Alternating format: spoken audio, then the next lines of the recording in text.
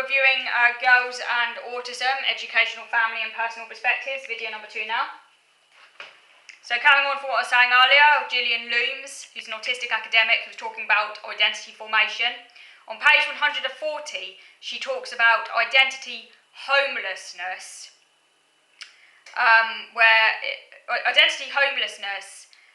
are we represented? So if you don't see who you are represented anywhere, if you don't see yourself represented, you can experience an identity homelessness, a lack of a sense of self. On page 141, she says that we use discourses in order to construct identity. So we use, say, things like films and books to construct an identity. Everyone does this, autistic or non-autistic, everyone. It's very important that we see who we are represented. But there is a lack of discourses in autism in women. And the authoritative discourses that carry more power than personal accounts detail how autism is a male experience. So this can be really alienating if you're an autistic woman, not just an autistic woman, but say if you're a black, autistic and black, for example, autistic and gay, or from any other kind of like minority grouping, and you're just constantly reading about how autism is a white male middle class cis experience. This can be very alienating because you're not seeing yourself and your own sort of experience being represented. But so she says how there's a hierarchy of discourses, and she refers to Foucault, who Foucault was a French philosopher. I have read some of his work. He's very difficult, very hard to understand. But Foucault writes about power relationships in discourses, and how it's the authoritative discourses that have the most weight, and they come from this sort of position of power.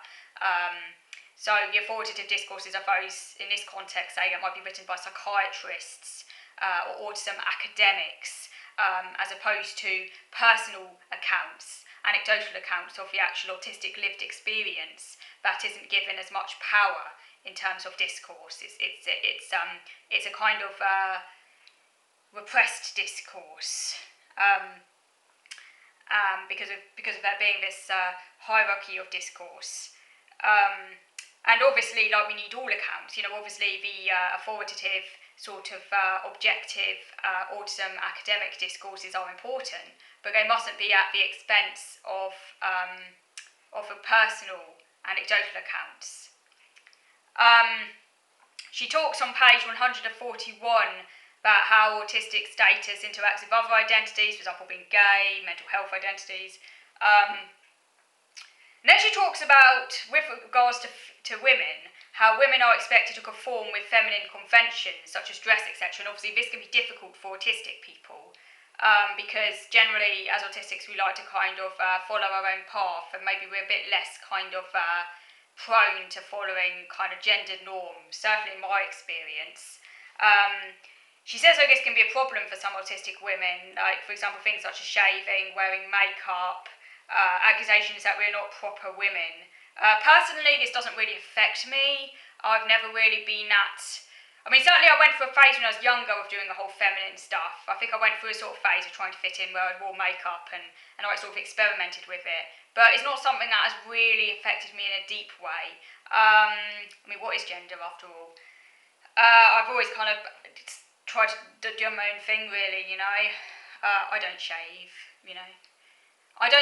shaving to me is like a funny thing, because I used to shave. I used to shave my legs and stuff, because that's what women are told to do, right? And at the time I did this unquestionably and uncritically, because it's just what you're told to do. Then I developed a feminist consciousness, and I read lots of books, by Simone de Beauvoir, and I've done lots of feminism reading. It actually became quite obsessive at that time. And I was thinking, actually, why? If men don't have to do it, why do I have to do it? I'm no different to a man. Men are not better than me, Men don't have to shave. I don't need to shave. And also, because shaving is painful. Particularly like shaving your legs is like, it makes your legs kind of feel like burning, like it's painful. And hair is there for a reason. We're given hair for a reason in the natural world. It's protective. I just think, why meddle with what nature has given you, it's there for a reason. And if men don't have to do it, I don't have to do it. It's just a waste of time. And it's just hair, for goodness sake. What's offensive about it? I don't get it. Do you know what I mean? I just don't get it.